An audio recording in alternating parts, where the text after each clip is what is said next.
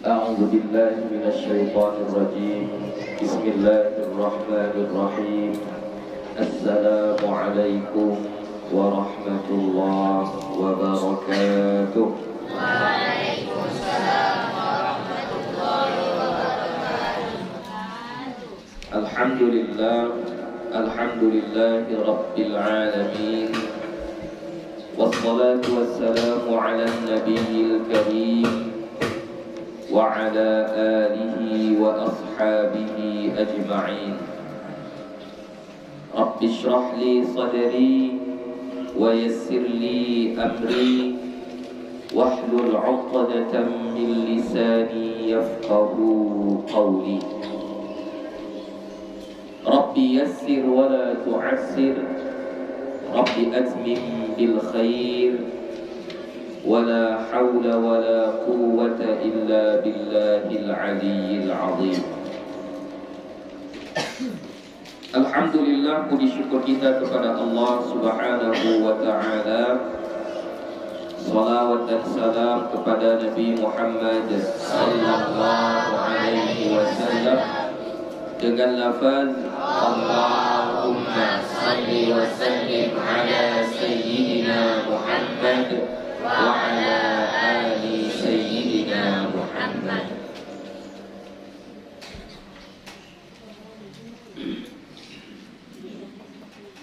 InsyaAllah akan kita lanjutkan kembali pengajian kita. Yang akan datang adalah bab istihbabi wasiyati. Ya. Bismillahirrahmanirrahim. Bab istihbabi wasiyati ahli al-marid wa man yakhdumuhu atau wa man yakhdimuhu, dua-duanya boleh. Bil ihsani ilaihi wa ihtimalihi was sabri ala ma yashukku min amrihi wa kadzalika al wasiyati biman qaruba sababu mautihi bihaddin aw qisasin aw ghairihima. Bab tentang baiknya atau disunnahkannya atau dianjurkannya berwasiat kepada keluarga orang yang sakit dan kepada orang yang mengurusnya. Wa man yakhdumuhu, yang berkhidmah kepadanya, maksudnya yang mengurusnya, yang mengurusinya, yang mengurus orang sakit. Memorinya apanya, Bir? Diokikan.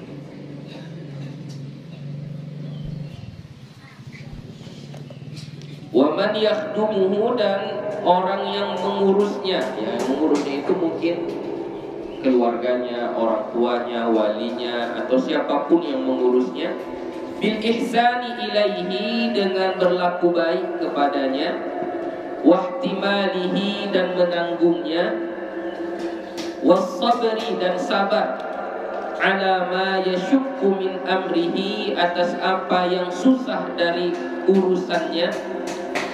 Ini maksudnya kita dianjurkan untuk menyampaikan kata-kata atau ucapan kepada keluarga orang yang sakit.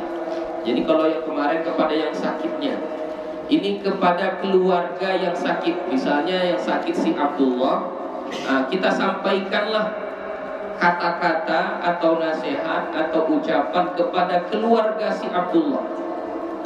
Ya, kata-kata yang baik. Ya, maksudnya untuk berlaku baik kepada orang yang sakit ini. Ya, harus sabar. Ya, harus sabar. Kan susah misalnya kalau sakitnya itu stroke misalnya. Betapa susahnya mengurusnya kan. Stroke itu mohon maafnya sampai qadha hajatnya saja pun dia di atas tempat tidurnya. Ya. Jadi kita yang membersihkan, kita yang menggantikan bajunya, kita yang memandikannya. Nah, itu yang dimaksud dengan ma yashukku min amrihi. Berat, susah mengurusnya. Jadi kita kasih peringatan juga, kita kasih nasihat juga kepada keluarganya, keluarga yang mengurus si mayit ini, si yang sakit ini, untuk supaya tetap sabar, tetap tabah, dan selalu berbuat baik. Ya, bil ihsani ilaihi, selalu berbuat baik kepada yang sakit itu. Wa kadzalikal wasiyah biman qaruba sababu mautihi, dan begitu juga wasiat yang baik kepada orang yang dekat sebab kematiannya dengan sebab had atau qisas. Maksudnya ini orang yang sudah ditentukan tanggal kematiannya. Kalau di zaman dulu namanya ada hukum had sama hukum qisas. Ya, tapi di negara kita di Indonesia hukum had dan qisas ini tidak berlaku. Contoh hukum qisas itu apabila ada seseorang membunuh, maka hukuman dia adalah dibunuh pula. Itu qisas namanya. Ya. Kalau had yang disebut dengan had, apabila ada seseorang yang berzina maka dirajam. Ya, dirajam, dicampuk atau dilempar. Itu namanya had. Ya. Kalau di Indonesia ini nggak berlaku. Ya, itu tidak berlaku karena kita ada peraturan undang-undang yang lain. Ya, jadi had dan qisas ini hanya berlaku di negara yang menerapkan hukum syariat secara penuh. Contoh seperti di Arab Saudi, nah itu ada hukum had, ada hukum qisas. Ya, ada. Makanya sampai di sana ada namanya masjid apa namanya? Ada masjid qisas namanya. Di depan masjid itulah akan dieksekusi orang-orang yang mendapatkan hukuman qisas itu. Nah, bagi orang, kalau kita di sini di Indonesia hukuman mati. Ada kan hukuman mati kan di negara kita kan? Ada hukuman mati. Nah, ketika sudah ditentukan tanggalnya, udah tahu dia tanggal berapa dia akan dieksekusi. Jadi misalnya sebulan lagi, maka sebulan lagi ini ketika kita datang menjenguk dia, kasih nasihat. Kasih nasihat. Itu maksudnya wa kadzalikal wasiyah biman qaruba sababu mautihi. Ya. Udah dekat jadwal matinya, kita kasih nasihat supaya dia bertaubat, dan lain sebagainya. Ini yang mau kita pelajari. Rawaina fi sahih Muslimin, kami riwayatkan di dalam kitab Sahih Muslim, an Imran bin Husayn, dari Imran bin Husayn. Ini Imran bin Husayn ini termasuk salah satu sahabat Nabi yang hebat, ya, faqih. Ya. Dia ini adalah orang yang sahabat Nabi yang banyak ilmunya. Ya. Imran bin Husayn. Ya. Dia juga termasuk sahabat Nabi yang doanya mustajab. Kalau sudah Imran bin Husayn yang mendoakannya, itu makbul itu. Kenapa? Karena para malaikat itu selalu mengucapkan salam kepada Imran bin Husayn. Ya. Tapi dia bukan termasuk sahabat yang masuk di awal-awal keislaman, tidak. Dia masuk Islam pada tahun yang sama dengan Abu Hurairah. Tahun berapa Abu Hurairah masuk Islam? Tahun ke-7 Hijriyah. Bukan di Makkah, di Madinah. Sudah 7 tahun Nabi di Madinah. Disitulah baru dia masuk Islam. Dia masuk Islam. Imran bin Husayn ini dengan Abu Hurairah bersamaan mereka. Ya. Ciri-cirinya Imran bin Husayn ini rambutnya putih, jenggotnya juga putih. Bukan berarti karena dia tua, enggak. Tapi memang begitulah. Ubannya banyak, putih rambutnya sampai jenggotnya pun putih. Nah, tapi dia ini orangnya steady, bajunya bagus terus, ya, bagus, bajunya selalu rapi, bersih, gitu ya. Itulah Imran bin Husayn. Kalau dari segi hadis yang kita ambil dari beliau itu sebanyak 180 hadis. Ya.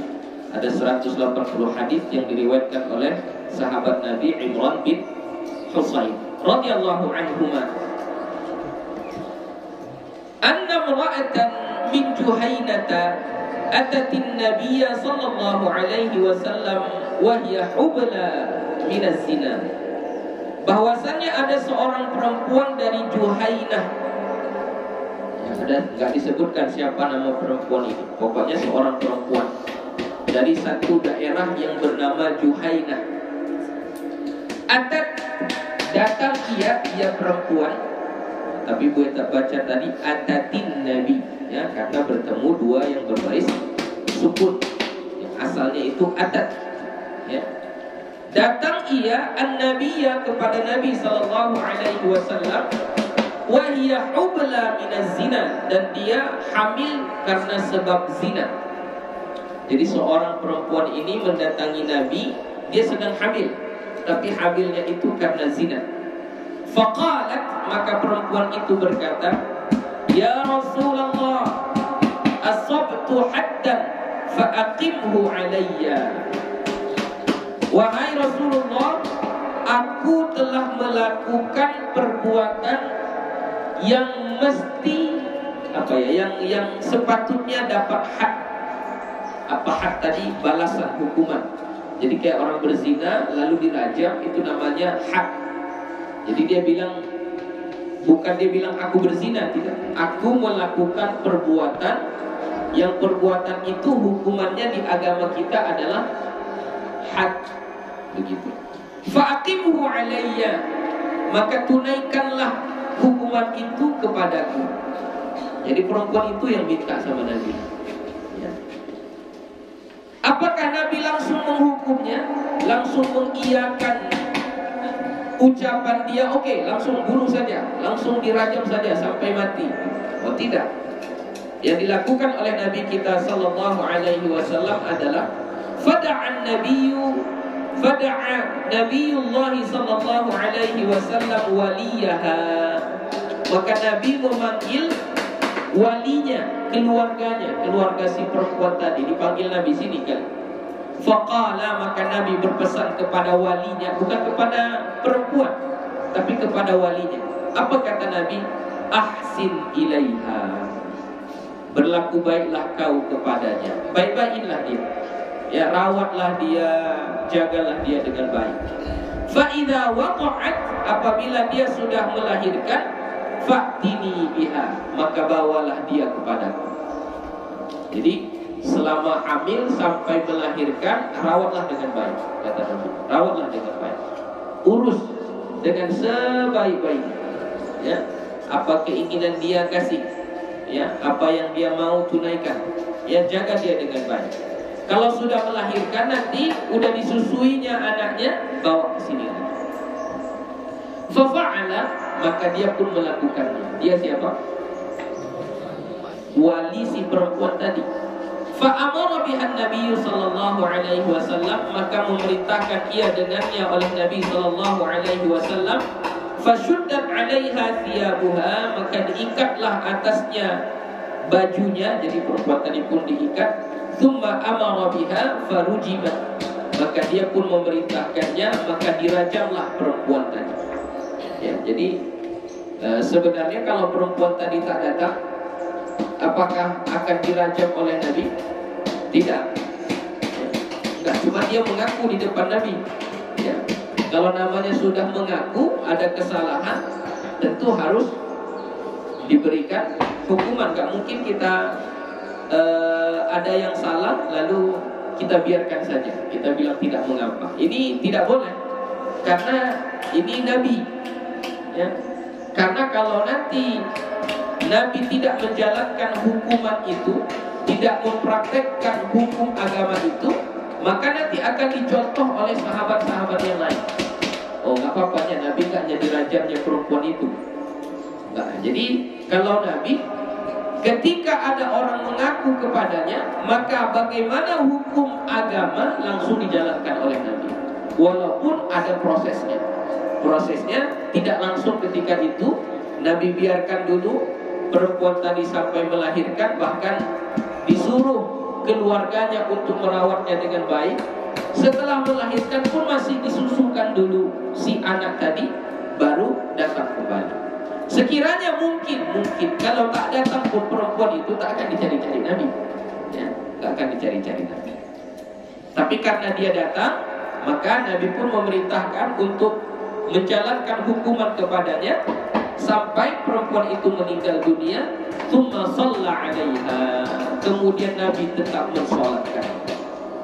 Jadi ini satu gambaran kepada kita bahwasannya walaupun orang itu pelaku perbuatan dosa besar, ketika dia meninggal dunia tetap fardu kifayah yang keempat itu wajib, ya. Jadi walaupun dia misalnya seorang pemabuk, penjudi, penzina, lalu dia meninggal dunia, apakah kita tetap wajib mensolatkan dia? Iya, tetap wajib solatkan dia.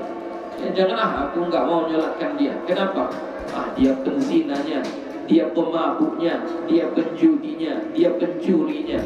Nggak boleh, tetap solatkan saja. Itu kewajiban orang yang hidup kepada orang yang meninggal dunia. Nabi melakukan hal yang sama, ya. Lalu disolatkan oleh Nabi. Nah, kesimpulan dari hadis ini, pertama, ini yang mau kita ambil adalah poin orang yang menjaga seseorang yang sudah dipastikan tanggal kematiannya. Ya, jadi kalau sudah dipastikan tanggal kematiannya, berbuat baiklah sama dia. Ya, jangan dimarah-marahin, ya, jangan diabaikan, jangan dibiarkan. Berbuat baik kepada dia, ya. Berlaku baik kepada dia. Begitu juga kalau sakit, ya, orang yang sakit kan, jadi baik-baik sama dia, baik-baik sama dia. Jangan mentang-mentang dia sakit lalu kita marah-marahin saja, gitu kan. Menyuapkannya pun kita nggak mau, dia nggak bisa menyuapkan makanan dia. Ya, kita suapkan dokter besar pun nggak bisa nyuap sendiri, nggak boleh. Kalau dia sakit, rawat dia dengan baik. Ya. Babu ma yaquluhu man bihi suda'un aw huma aw ghairuhuma min al-auja'i. Bab apa yang dibaca bagi orang yang mengalami sudah apa sudah? Ya, sakit kepala, sudah. Au huma, atau demam, panas yang tinggi. Au ghairuhuma, atau selain keduanya, minal auja'i, dari rasa-rasa sakit. Rawaina fi kitab Ibnu Sunni, kami riwayatkan dalam kitab Ibnu Sunni. Ani Ibnu Abbas radhiyallahu anhuma, dari Ibnu Abbas radhiyallahu anhuma, anna Rasulullah sallallahu alaihi wasallam, bahwasanya Rasulullah sallallahu alaihi wasallam kana yu'allimuhum minal auja'i kulliha, adalah mengajarkan kepada mereka daripada sakit-sakit semuanya. Jadi ini diajarkan Nabi untuk kita yang merasa sakit, yang mengalami sakit, bacalah ini. Wa minal huma, dan termasuk juga demam, ya, demam panas tinggi. An yaqul, bahwa membaca bismillahil kabir na'udzu billahil azim min syarri irqin na'arin wa min syarri harrin nar. Bismillahil kabir, dengan nama Allah yang maha besar. Na'udzu billahil azim, kami berlindung kepada Allah yang maha agung. Min syarri irqin na'ar, dari kejahatan atau keburukan irqin nahar. Apa irqin nahar ini?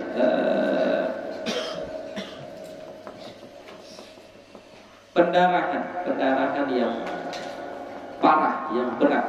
Misalnya karena terlalu panas, ya, terlalu panas lalu keluar darah dari hidung, ya, itu termasuk dalam kategori irqin na'ar. Atau demam yang terlalu tinggi lalu dia stuck, ya, kejang, itu termasuk dalam kategori irqin na'ar. Ya, jadi kalau ada orang yang sakitnya seperti ini, demamnya demam tinggi, panasnya panas yang sangat tinggi, bacalah ini, ya. Wa min syarri harrin nar, dan dari kejahatan panasnya api, ya, panasnya api. Maksudnya panas tadi juga, ya, demam tadi atau neraka. Jadi bacalah ini Bismillahil Kabir, Na'udzu billahil azim min syarri 'irqin nar wa min syarri hardin nar. Bismillahil Kabir,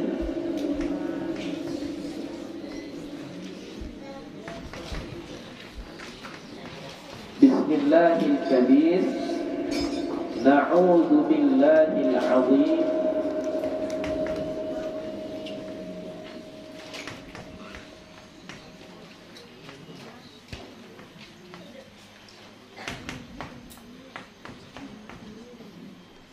min syarri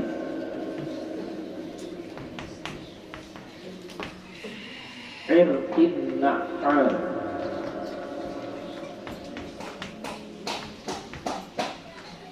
wa min syarri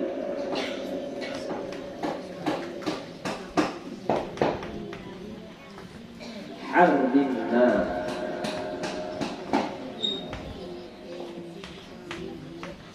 Ya, ini doanya ya. Bismillahil Kabir, Na'udzu billahil azim min syarri 'irqin na'an wa min syarri hardin nar. Ini kalau kita merasa sakitnya itu sakit yang panas tinggi, ya, panas tinggi, atau sakit-sakit yang lain, ya kan? Minal auja'i kulliha, itu kata Nabi. Ya. Dari semua jenis sakit, ya, boleh kita baca ini.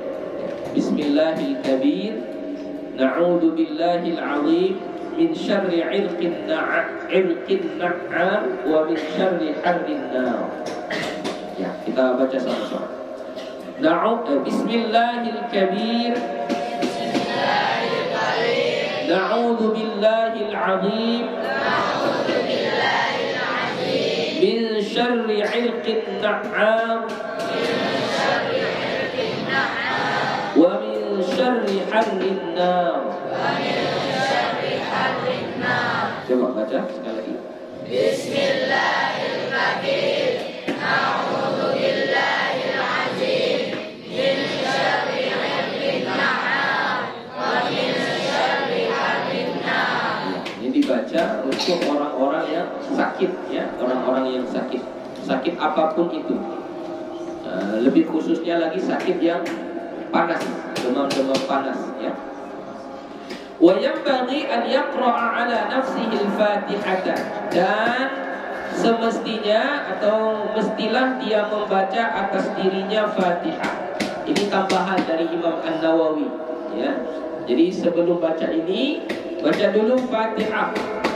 Wa qul huwallahu ahad, dan surah Al-Ikhlas, qul huwallahu ahad. Wal mu'awwidhatain, dan dua qul, yaitu surah Al-Falaq dan surah An-Nas. Ya, jadi tambah tiga lagi, surah Fatihah, surah Al-Ikhlas, dan surah Al-Falaq dan surah An-Nas. Setelah itu wa yanfutha, ya, difathahkan karena diatofkan kepada an yaqra'a.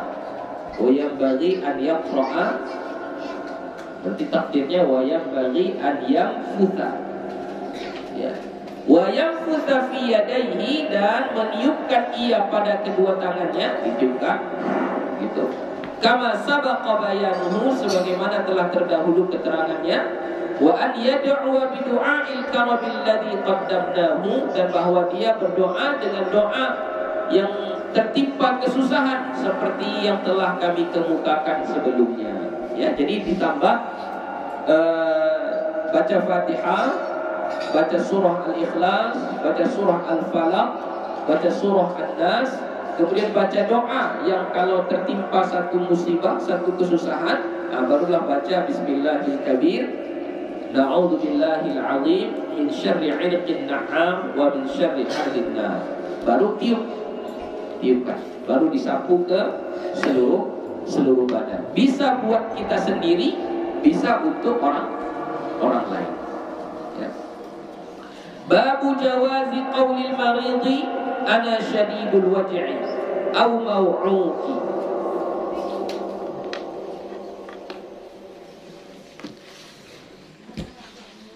Au ara isa'atan wa nahwi dzalika. Wa bayanu annahu la karahata fi dzalika idza lam yakun syai'un min dzalika ala sabil at-tasakhuti wa izharil jaz'i. Bab bolehnya mengatakan perkataan orang yang sakit. Ini orang sakit ngomong seperti ini, boleh. Apa itu? Ana syadidul waj'i, saya sangat merasa sakit. Jadi orang yang sakit boleh ngomong begitu. Ya, dia bilang sakit kali lah ini, berat kali kurasa. Gak apa-apa. Ya, karena namanya sakit. Ya, boleh dia bilang seperti itu. Atau dia bilang ana mau'ud, aku sakit. Mau'ud itu adalah sakit yang berat. Ya, sakit yang parah, ya, sakit yang parah. Jadi dia bilang udah parah kali lah aku ini. Nah, dia ngomong begitu boleh, tidak mengapa. Orang yang sakit, ya, orang yang sakit bilang seperti itu. Atau dia bilang, wah, aku melihat satu keburukan. Maksudnya aku melihat satu keburukan. Contohnya dia bilang begini, aku gak sehat lagi, gak bisa sehat lagi, gak ada harapannya lagi aku sembuhin. Atau dia bilang, mungkin inilah penyakit terakhirku, matilah aku setelah ini, misalnya, ya. Kata-kata yang seperti itu, ya, yang keluar dari dari mulut orang yang sakit itu tidak mengapa, boleh, ya, boleh. Tapi ada batasnya. Nah, mana batasnya? Wa bayanu annahu, dan boleh, dan keterangan bahwasannya la karahata fi dzalika, tidak dibenci perbuatan itu, idza lam yakun syai'un min dzalika, apabila tidak ada sesuatu daripada itu, ala sabilit tasakhuti, atas jalan tasakhut. Tasakhut itu apa? Marah, gak suka. Jadi dia bilang aku sakit, udah parah sakitku ini, tapi marah-marah. Nah, itu tak boleh. Kalau dibilangnya sakit kalilah, berat kalilah kurasa sakitku ini, memang berat rasa dia, ya hanya ucapan dari hatinya, itu gak apa-apa, boleh. Tapi kalau dia mengucapkan kata-kata itu dengan tasahud, yaitu dengan marah-marah, maksudnya dengan satu emosi kebencian, sakit aja pekerjaan ini, tak apalah ini, aku sakit-sakit aja, marah-marah, mengumpat, maka itu tidak boleh.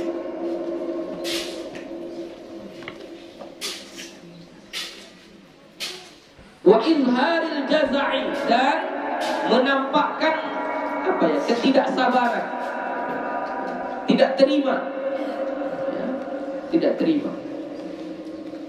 Jadi kalau ucapan aku sakitku parah, ini nggak sanggup lagi atau apa, tapi dengan emosi, dengan kemarahan, dengan mengumpat, dengan menunjukkan kalau dia ini tidak sabar, sudah putus asa, maka itu tak boleh.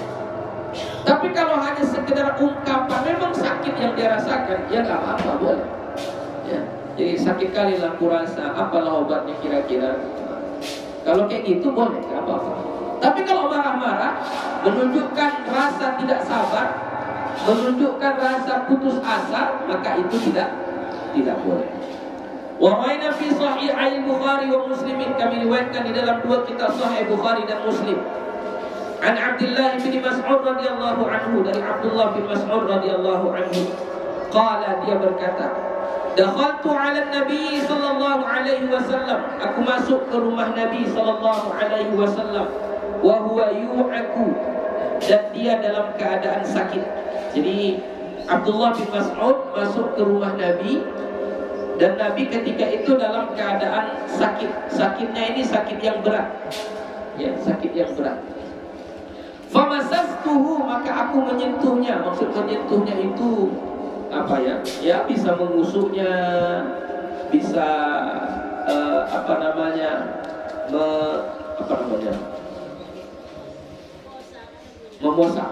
namanya. Nah, itulah posa. Baiklah, mengelus-elusnya, ya, atau mengurutnya, memijat-mijatnya, ya. Fakultu, maka aku mengatakan, yaitu Abdullah bin Mas'ud mengatakan kepada Nabi, sambil mengusuk-ngusuk Nabi tadi. Apa kata Abdullah bin Mas'ud? Innaka latu'aku wa'kan syadida. Innaka latu'aku wa'kan syadida. Sesungguhnya engkau mengalami sakit yang parah. Parah sakitmu ini ya Rasulullah. Ya, nampakku berat ini sakitmu kali ini, kata si Abdullah bin Mas'ud sambil mengusuk-ngusuk Nabi. Lalu apa kata Nabi? Qala, Nabi bersabda, ajal, iya, kama yu'aku rajulani minkum, seperti sakitnya 2 orang dari kalian. Jadi sakitku ini setara dengan 2 orang sakit, kata Nabi. Itu menunjukkan apa? Bahwasanya sakit yang dialami Nabi ini adalah sakit yang berat, sampai kayak dua kali orang yang sakit. Nah, seperti itulah dirasakan Nabi. Nah, ini dalil yang mengatakan boleh mengucapkan aku sangat merasa sakit, boleh, nggak apa-apa. Jadi kan Nabi bilang kayak gitu juga. Bukan hanya sakit berat, tapi sakitku ini setara dengan sakitnya dua orang. Itu menunjukkan sakitnya sangat-sangat berat. Boleh, asal tadi tidak apa? Tidak marah-marah, ya, tidak mengumpat, tidak putus asa. Ya. Yang bilang rasa sakit normal, itu biasa. Wa rawaina fi sahihaihima, dan kami riwayatkan di dalam 2 kitab sahih mereka, yaitu Sahih Bukhari dan Sahih Muslim. An Sa'ad bin Abi Waqqas radhiyallahu anhu, dari Sa'ad bin Abi Waqqas radhiyallahu anhu.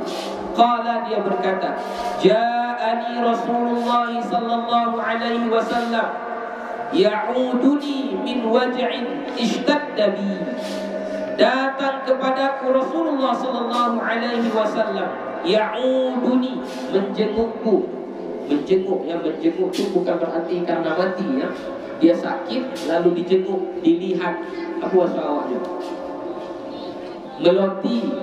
Tapi kalau menjenguk, kalau bahasa awak untuk orang lah meninggal kan, betul kan? Kalau orang sakit meloti. Bahasa Arabnya sama juga, bahasa Indonesianya pun sama juga, menjenguk. Ya, menjenguk orang yang sakit. Jadi datang si Sa'ad bin Abi Waqqas sedang sakit. Ya, Sa'ad bin Abi Waqqas dia sedang sakit. Lalu datang Nabi menjenguknya. Min waj'in ishtadda bi, dari rasa sakit yang bersangatan atasku. Maksudnya sakit parah, si Sa'ad bin Abi Waqqas sedang sakit parah. Fakultu, maka aku berkata, akunya di sini adalah Sa'ad bin Abi Waqqas. Jadi ketika Nabi datang menjenguknya, lalu Sa'ad yang sedang sakit ini langsung mengatakan kepada Nabi, apa kata beliau? Balagha bi ma tara, sampai denganku apa yang kau lihat. Ya, maksudnya ini sakit yang menimpa diriku ini kayak mana yang kau nampak inilah ya Rasulullah. Maksudnya udah terletak, udah gak bisa bergerak lagi, udah lemah kali. Itu maksudnya. Dia mau ngasih tahu bahwasanya sakit ini sakit yang parah. Gitu. Dia mengatakan itu kepada Rasulullah sallallahu alaihi wasallam. Wa ana dzu malin, sampai dibahasnya kepada keadaan dia. Aku udah sakit kayak gini, udah sakit parah, dan aku orang yang mempunyai harta, orang yang kaya. Wa ana dzu malin, dan aku orang yang kaya. Wala yarithuni illa banati, dan tidak ada yang mewarisi hartaku kecuali anakku satu orang, perempuan. Kenapa dia curhatkan seperti itu? Dalam hukum Islam, setiap orang meninggal dunia, maka harta warisannya itu harus dibagi. Ya, ilmu yang membagi harta warisan itu disebut dengan ilmu faraid. Nah, dalam kaidah ilmu faraid, kaidah sederhananya supaya kita mudah paham, kalau di dalam keluarga itu tidak ada anak laki-laki, maka harta itu akan keluar dari rumah tersebut. Ya, gue ulangi lagi. Kalau di dalam keluarga itu tidak ada anak laki-laki, maka harta itu akan keluar dari rumah ini. Akan ada yang keluar. Tapi kalau di rumah itu ada anak laki-laki, maka harta itu tidak akan keluar dari rumah itu. Gue kasih contoh. Meninggal seseorang, si Abdullah misalnya. Si Abdullah meninggal, lalu si Abdullah ini meninggalkan ahli waris. Ahli waris itu banyak, Bapak Ibu ya. Ada berapa ahli waris? Ada berapa ahli waris? Hah? 20. Hah? Berapa orang ahli waris? 20. 20 berapa? 25. 10 laki-laki, 15 perempuan. Ya. Jadi ada yang ke atas ahli waris itu, ada yang ke samping, dan ada yang ke bawah. Jadi ahli waris itu banyak, bukan sedikit, banyak ahli waris itu. Jadi kalau meninggal seseorang, maka kewajiban kita menulis semua nama-nama ahli waris. Misal siapa ayahnya, tapi yang masih hidup ya. Siapa ayah Abdullah, tulis. Siapa emaknya, tulis. Ada neneknya lagi, tulis. Ada kakeknya lagi, tulis. Ada pamannya, tulis. Ada saudara laki-lakinya, tulis. Ada saudara perempuannya, tulis. Ada saudara seayahnya, tulis. Ada saudara seibunya, tulis. Ada anak-anak mereka, tulis. Ada istrinya, tulis. Istrinya 4, tulis. Ada anaknya, tulis. Anak dari anak pertama 2 orang, anak dari istri kedua 3 orang, tulis semuanya. Tulis semua. Wajib kita tulis karena mereka semuanya ahli waris. Nah, pertanyaannya, dapat semua Buya? Enggak tentu, belum tentu. Belum tentu dapat semua. Ya. Kalau hidup yang 25 ini, berapa orang yang hanya mendapatkan? Berapa? Gimana ini baru 1 tahun belajar faraid. Kalau hidup semuanya, hidup 25 orang itu, ahli waris yang 25 ini, hidup semuanya, berapa orang yang dapat harta warisan?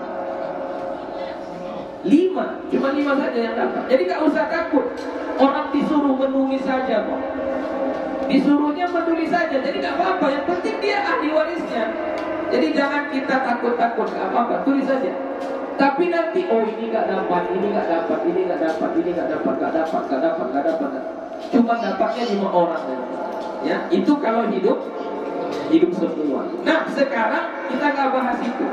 Yang mau Buya bahas adalah, kalau si Abdullah ini anaknya cuma perempuan, tidak ada anak laki-laki, maka harta si Abdullah ini akan ada keluar dari rumahnya. Maksud keluar dari rumahnya, bisa pergi ke saudaranya, bisa pergi sebahagiannya ke pamannya, bisa pergi ke yang lain.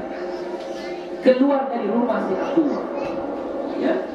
Tapi kalau anaknya ini ada laki-laki, maka harta si Abdullah tidak akan keluar dari rumahnya. Berarti misalnya pamannya dapat, nggak dapat. Kenapa? Ada anak laki-laki. Saudara si Abdullah, saudara kandung. Misalnya kayak saya meninggal, saudara kandung saya Suwardi. Kalau saya meninggal, Suwardi, Maulana, Ali, siapa lagi? Kak Ani, Kak Inul. Kalau saya meninggal, kira-kira mereka dapat nggak? Kalau saya punya anak laki-laki, saya punya apa? Dapat nggak lagi? Tak dapat.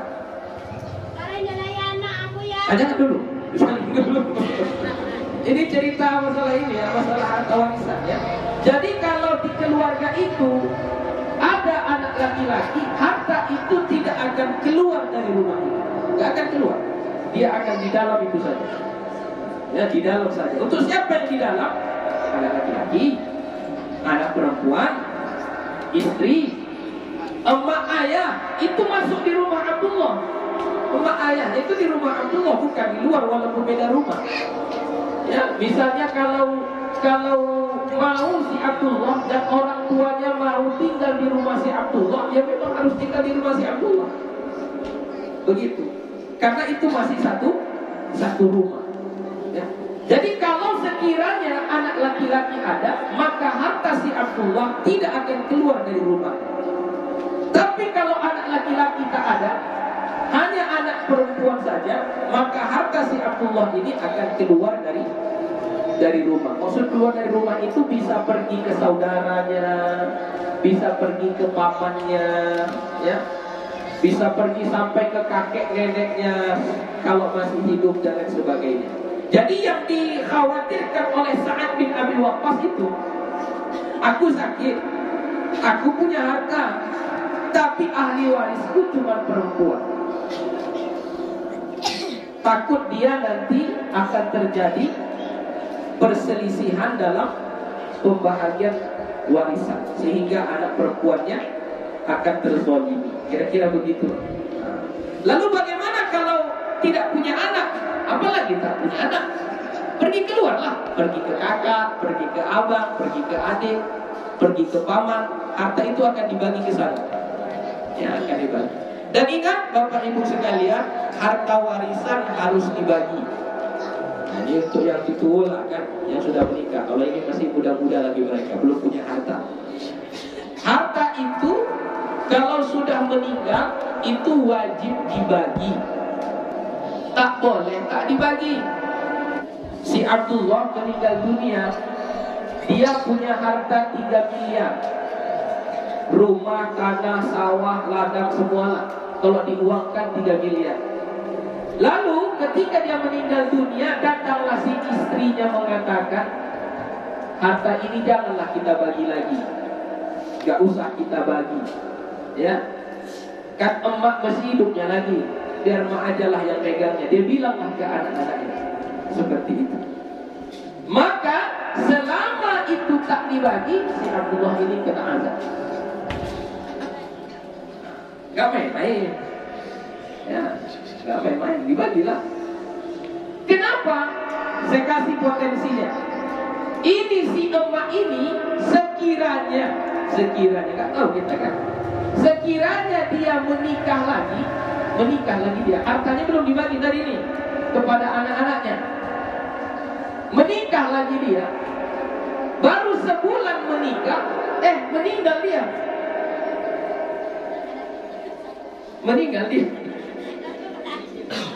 Kira-kira kemana pergi hartanya tadi? Ke suaminya lah, suaminya yang baru. Kayak mana anaknya? Habislah. Ya, itu kalau dia meninggal lagi, kan? Buya, kami nggak mau kayak gitu, Buya. Mau bagi rata saja. Mau bagi rata, nggak perlu membahas secara ilmu faraid.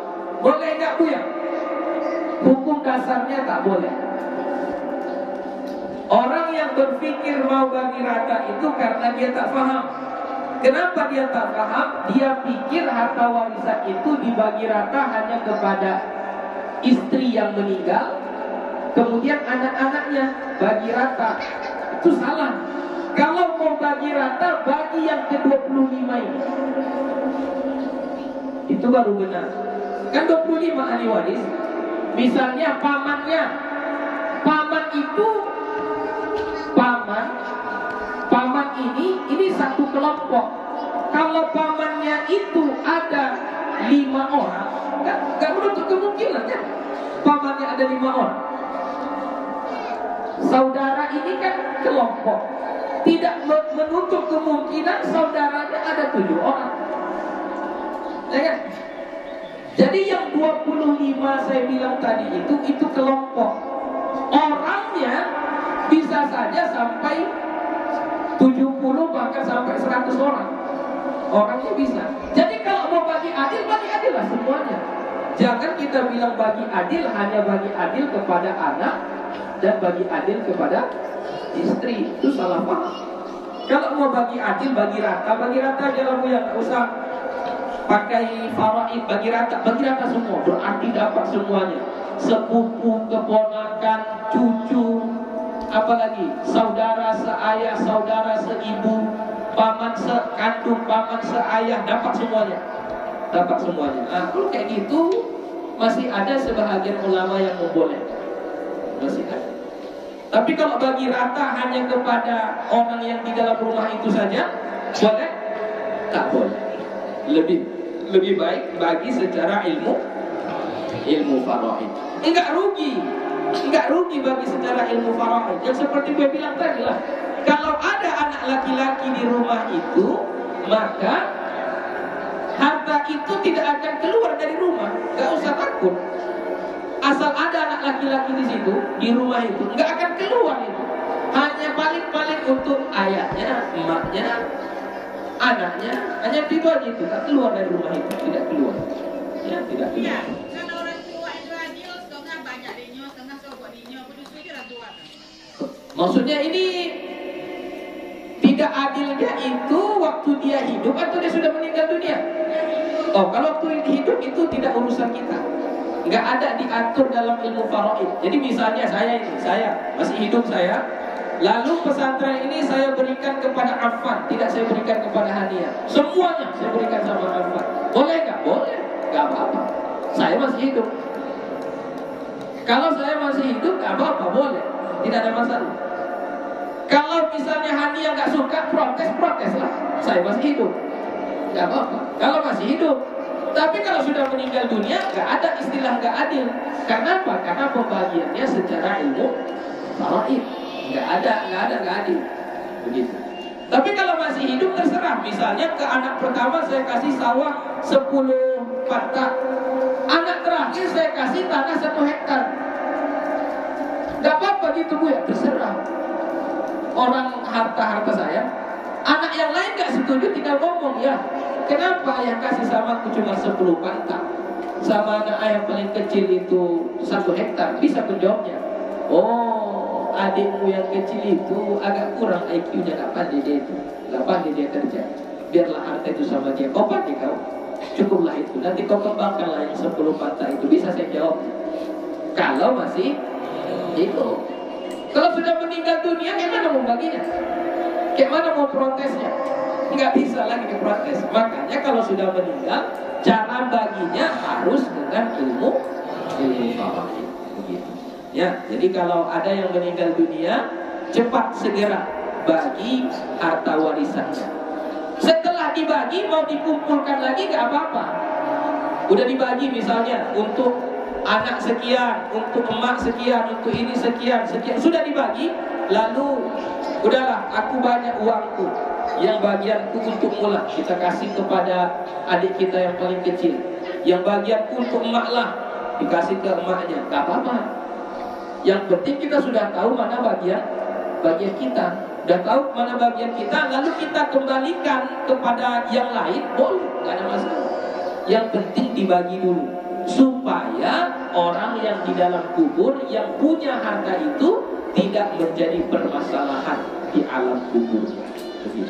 Itu tanda sayangnya kita kepada orang yang meninggal dunia tadi. Ya, di samping kita buat fardu kifayahnya, kita buat kenduri, baca doa, mengkhatamkan Quran, ada lagi yang lebih penting, yaitu apa? Selesaikan urusan dunianya. Apa itu? Harta peninggalan dia. Harta peninggalannya dibagi. Kalau nggak mau repot seperti itu, nggak mau ngambil resiko, habiskan harta kita selama kita masih hidup. Yang ini untuk kau ya, ya. Yang ini untukmu, iya Ma. Yang ini untukmu, iya ya. Yang ini untukmu, sudah habis. Ayah tinggal di mana lagi? Kontrak. Rumahnya sudah dikasih sama anaknya. Ya, di mana lagi yang tinggal? Ya, kontrak lah. Gitu ya. Kalau mau kalau mau aman, habiskan selama kita masih hidup. Selama kita masih hidup, habiskanlah. Karena kalau masih bermasalah, apalagi nanti keluarga itu sampai putus hubungan, putus silaturahmi, abang kakak adik gak cakapan, gara-gara pembagian yang tak sesuai, tak adil. Akhirnya tidak saling tegur sapa, tidak saling apa ya. Dosanya itu kepada siapa? Kepada yang meninggal dunia. Misalnya si Abdullah, dia punya harta, punya rumah, punya sawah, punya ladang, punya tabungan. Meninggal dunia, dia tinggalkan 3 orang anak, 2 laki-laki, 1 orang perempuan. Nah, yang 3 orang ini tidak membagi secara ilmu faraid, dan kedua, ketiga-tiganya tidak terima. Akhirnya yang ini tidak cakapan dengan ini, yang ini tak cakapan dengan ini, tidak saling bertegur sapa. Putus silaturahmi gara-gara harta warisan. Siapa yang berdosa? Abdullah. Ya, Abdullah yang berdosa. Mereka bertiga berdosa, Bu ya? Oh ya, berdosa juga. Mereka berdosa juga. Tapi kena percikannya juga si Abdullah ini. Ngalir juga dosanya sama si Abdullah. Ya. Kenapa tidak mewasiatkan, memesankan kepada anaknya untuk membagi harta warisan itu sesuai dengan ilmu faraid? Begitu. Harta warisan tu Bu yang dapat dia mak sama dia ayah Wak. Maksudnya? Mak sama ayah Wak punya harta tu. Ini dia lah mak sama ayah Wak punya harta tu. Tidak tu kan harta mak Wak lah, tapi warisan dari omaknya ini dapat sama ayah Wak. Apa pun hak juga dibagi tu. Saya jelaskan lagi, harta warisan yang dibagi adalah harta yang punya orang meninggal. Contoh, si Abdullah. Ini si Abdullah nih ya. Abdullah ini dia punya sawah. Sawahnya ini pemberian dari emak si Abdullah. Emaknya itu namanya Aminah. Oke. Aminah ini memberikan sawah, sepetak sawah kepada si Abdullah. Pertanyaannya, sawah ini punya Abdullah atau tidak? Punya Abdullah, walaupun itu warisan. Kalau sudah diwariskan berarti punya dia. Kalau dia meninggal dunia, sawah ini termasuk warisan untuk anaknya atau tidak? Termasuk. Karena itu sudah punya si Abdullah. Kalau warisan tu punya Aminah tu ya, dari omak. Iya. Ini kan awalnya sawah ini punya si Aminah. Lalu dikasih ke Abdullah, kan gitu kan? Bukan jual beli, dikasih sama dia, dikasih. Iya, kan anaknya kan? Nah, lalu ketika dia meninggal dunia, pertanyaannya sawah ini punya siapa? Punya Abdullah. Berarti kalau punya Abdullah, sawah ini termasuk yang akan dibagi. Ya, berbeda dengan pusako tinggi. Kalau pusako tinggi itu tidak bisa dibagi secara ilmu faraid. Kenapa? Tidak tahu siapa yang punya. Siapa yang punya? Nggak tahu kita kan. Nah, itu dari nenek moyang kita dulu. Tahu tak siapa yang punya? Nah, jadi yang dibagi itu yang tahu statusnya itu punya siapa. Punya yang meninggal atau tidak? Oh iya, itu punya yang meninggal, bagi. Walaupun itu warisan dari orang tuanya. Misalnya tadi, saya kasih contoh supaya real, jelas. Saya mewariskan harta saya kepada Affan. Nanti Affan, apakah dia wariskan juga pesantren ini kepada anaknya? Ya iyalah. Kan bukan punya dia kan, awalnya bukan punya dia, tapi saya wariskan ke dia. Berarti sekarang itu punya dia. Ketika nanti dia meninggal dunia, dia wariskan kepada anaknya, nanti anaknya kepada anaknya, dan seterusnya. Jadi sawah ini ketika sudah diwariskan, setelah diberikan, berarti bukan punya Aminah lagi. Itu punya Abdullah, karena sudah diwariskan, sudah diberikan. Kalau sudah diberikan berarti punya Abdullah itu. Jadi kalau Abdullahnya meninggal dunia, maka sawah pemberian dari emak si Abdullah tadi tetap wajib dibagi. Ya, tetap wajib dibagi. Gitu. Jadi kalau pusako tinggi tidak termasuk. Kenapa? Karena pusako tinggi itu punya orang yang kita tidak tahu. Karena syarat dibagi harta warisan itu pertama, orang yang punya harta dengan ahli waris hidup pada masa yang sama. Misalnya si Abdullah, dia punya harta, dia punya anak namanya Ahmad. Antara si Abdullah dengan Ahmad hidup di masa yang sama. Ketemu orangnya. Ketika meninggal si Abdullah, si Ahmad masih hidup. Nah, itu dapat warisan dia. Ini si Abdullah meninggal dunia, si Ahmad menikah punya anak Mahmud, Mahmud punya anak namanya Muhammad, Muhammad punya anak namanya Hamid, Hamid punya, terus sampai ke bawah. Harta si Abdullah tadi belum belum dibagi juga.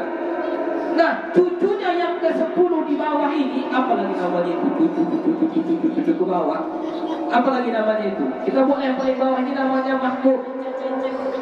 Si Mahmud ini kan gak jumpa sama Abdullah. Boleh gak dia dapat ini? Gak boleh. Itulah pusaka tinggi itu. Ya, karena dia tidak hidup di zaman yang sama dengan Abdullah. Tapi kalau anak si Abdullah, dapatlah anaknya. Kenapa? Karena ketika Abdullah meninggal, si anak ini hidup. Boleh. Tapi cucu ke bawah, tak dapat lagi. Yang dibagi bukan harta si Abdullah lagi, tapi harta siapa? Si anaknya. Begitulah seterusnya. Makanya pusaka tinggi sekarang tidak bisa dibagi lagi secara ilmu faraid. Jadi yang bisa dibagi yang harta jelas lah. Jadi punya kalau latih pun dapat berusaha kan? Yang mana itu? Sawah dan itu kan pusaka nenek-nenek. Pusaka tinggi tadi. Nah, itu tergantung kesepakatan itunya. Kalau pusaka tinggi bukan punya surah, asal sepakat orang satu aman tuh ya. Udah lepas salah tuh. Nah. Ini masalah waktu lagu pak ini. Aku lah nunjuk. Punya sawah untuk cukup dapurnya. Iya. Tahu-tahu kini jatuh sawah itu produksinya. Kalau begitu kan sebab ni tu banyak. Iya. Produksi. Sudah laki jodoh. Iya.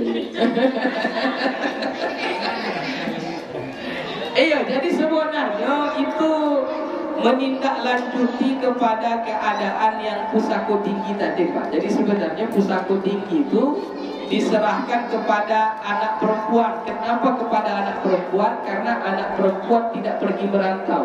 Ini cerita zaman dulu. Kalau anak laki-laki pergi merantau, kalau balik kampung nanti baliklah ke rumah anak perempuan tadi. Baliknya kepada ke rumah perempuan. Tapi harta yang dititipkan kepada anak perempuan tadi, misalnya rumah, itu bukan punya anak perempuan. Misalnya sawah, itu bukan punya anak perempuan. Begitu. Kalau asalnya seperti itu, asalnya yang kita baca-baca tentang hukum adat istiadat Minangkabau seperti itu. Jadi karena laki-laki pergi bekerja mencari keluar kampung, ya, maka siapa yang menjaga harta pusaka tadi, maka anak perempuan. Maka diberikanlah kepada anak perempuan, tapi tak jadi hak milik, hanya sekedar menjaga, ya, sekedar menjaga, bukan hak milik. Jadi dia tidak boleh menjualnya, tidak boleh menjual. Orang bagi saja tidak boleh, apalagi menjual. Tapi kalau bekerja di atasnya, mengambil manfaat di atasnya, atas persetujuan semua keluarga, boleh, nggak apa-apa. Ya, boleh, nggak apa-apa. Maka jangan ditambah lagi pusaka tinggi itu, cukuplah nun itu sabi. Karena pusaka tinggi itu banyak masalah habisku. Ya, banyak masalah. Jadi apa yang harta kita selesaikan, habiskan. Dan satu masalah yang sekarang di akhir zaman ini tidak bisa dibedakan mana harta suami, mana harta istri. Itu bahaya itu. Jadi harus dibedakan mana yang punya suami, mana yang punya istri. Harus dibedakan. Kenapa? Karena kalau meninggal nanti suami, yang dibagi harta siapa? Harta suami. Kalau meninggal istri, yang dibagi harta siapa? Harta istri. Kenapa terjadi kasus yang seperti saya bilang ini? Ketika meninggal Abdullah, lalu istrinya yang menguasai harta si Abdullah. Kenapa bisa terjadi begitu? Karena gak jelas mana harta suami, mana harta istri. Dia merasa sama-sama bekerja, sama-sama menabung, sama-sama beli tanah, sama-sama bangun rumah, sama-sama semuanya. Gak jelas kan? Jadi makanya harus dijelaskan mana harta suami, mana harta istri. Misalnya suami beli tanah, lalu tanahnya itu dibuat atas nama istri. Secara hukum Islam itu tanah siapa? Secara hukum Islam itu tanah siapa? Saya beli tanah, lalu tanah itu saya buat atas nama istri saya, di atas suratnya atas nama istri saya. Itu tanah punya siapa? Bukan, tanah punya suami. Secara hukum Islam. Secara hukum tata negara negara tanah itu punya istri atas nama. Tapi kalau secara hukum Islam yang jual beli siapa? Suami. Berarti tanah itu punya suami. Ya. Jadi harus dijelaskan tanah itu punya siapa. Harus dijelaskan. Ini punya si fulan, ini punya saya, ini punya suami, ini punya istri. Dijelaskan supaya ketika meninggal dunia tahu, oh yang ini punya suami, yang ini yang dibagi, yang ini tidak. Makanya kenapa istri kalau kerja harus minta izin sama suami? Kenapa harus minta izin sama suami? Supaya hartanya tidak gabung. Ketika istri dapat gaji, gajinya ini, uangnya ini punya siapa? Punya istri. Ketika suami kerja, gaji suami itu punya siapa? Punya suami. Cuma di gaji suami itu ada hak istri, bukan punya istri, harus dijelaskan itu. Misalnya gaji suami 5 juta, 5 jutanya punya istri? Tidak, 5 juta itu punya suami. Cuma di 5 juta itu ada hak istrinya. Berapa? Misal 2 juta, kasihlah 2 juta, 3 jutanya punya suami. Tapi kalau istri kerja, lalu dia dapat gaji 5 juta, 5 juta punya siapa? Punya istri. Ada hak suami di situ? Tidak ada. Jadi harus dijelaskan. Harta itu harus dijelaskan. Ini punya siapa? Ini punya siapa? Supaya ketika meninggal dunia salah satu dari yang punya harta itu jelas yang dibagi yang mana. Jadi misalnya pas mau bagi harta warisan, oh rumah ini jangan dibagi. Kenapa? Ini saya yang punya. Ini saya yang punya. Saya yang beli atau saya yang membangun, atau ini sudah diberikan kepada saya. Boleh kita bilang begitu, tidak apa-apa. Jadi yang dibagi yang harta milik orang yang meninggal dunia saja, yang meninggal dunia saja. Begitu kira-kira. Nah, nantilah ilmu faraid sudah pernah kita bahas kan? Sudah pernah kita bahas. Jadi intinya ini Sa'ad bin Abi Waqqas mengatakan, saya sakit parah, tapi saya hanya punya anak perempuan. Jadi dia khawatir terjadi fitnah zalim kepada anak perempuannya. Intinya dari hadis itu diceritakan tentang bolehnya seorang yang sakit mengatakan aku sakit, boleh. Itu maksudnya. Wa dzakara al-haditsa, dan dia pun menyebutkan hadis itu. Wa rawaya fi sahih al-Bukhari, dan kami riwayatkan di dalam kitab Sahih Bukhari, Anil Qasim bin Muhammad, dari Qasim bin Muhammad, qala, dia berkata, qalat Aisyah radhiyallahu anha, berkata Aisyah radhiyallahu anha, wa ra'sa. Faqala Nabi sallallahu alaihi wasallam, maka berkata Nabi sallallahu alaihi wasallam, bal ana wa ra'sa. Nah, ini Aisyah berkata, ini Aisyah sakit, pening, sakit kepala, kepalanya pening kali. Dia kata wa ra'sa, aduh kepalaku sakit. Itu artinya wa ra'sa, aduh sakitnya kepalaku. Faqala Nabi sallallahu alaihi wasallam, maka Nabi berkata, bersabda, menjawab ucapan Aisyah tadi yang sedang pening. Apa kata Nabi? Bal ana wa ra'sa, bahkan akulah kepalaku yang paling peningnya. Jadi Aisyah bilang, aduh pening kali kepalaku. Kata Nabi, akunya yang paling pening kepalaku. Jadi intinya boleh mengatakan aku sakit, sakit kali ini, aduh pening kali aku, boleh. Asal jangan marah-marah, jangan mengumpat, jangan putus asa. Wa dzakara al-hadits bi hadzal lafzi mursal, dan dia menyebutkan hadis ini dengan lafaz secara mursal. Mungkin itu saja, sudah jam 10 lewat. Ya, jadi mudah-mudahan dari pengajian ini dapat kita ambil ilmu dan manfaatnya. Kesimpulannya, orang yang sakit kita kasih kata-kata yang baik, ya, kita hibur dia supaya lekas sembuh. Dan orang yang sakit jangan mengeluh. Ya, boleh mengatakan sakit tapi jangan mengeluh. Berkaitan dengan yang harta warisan tadi, pesan saya pertama, perjelas status harta itu milik suami atau milik istri. Kedua, kalau takut harta itu tidak dibagi dengan baik, ya, walaupun yang berdosa yang tidak membagi dengan ilmu faraid, tapi yang punya harta akan kepercikan dosanya juga. Jadi kalau takut misalnya, takut ya habiskan harta kita di waktu kita masih hidup, habiskan harta kita.